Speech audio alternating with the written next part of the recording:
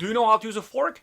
Well, I'm not talking about this ordinary fork here. I'm talking about this solder assist fork. And in this video, I'm going to show you what a useful tool this is when it comes to circuit making.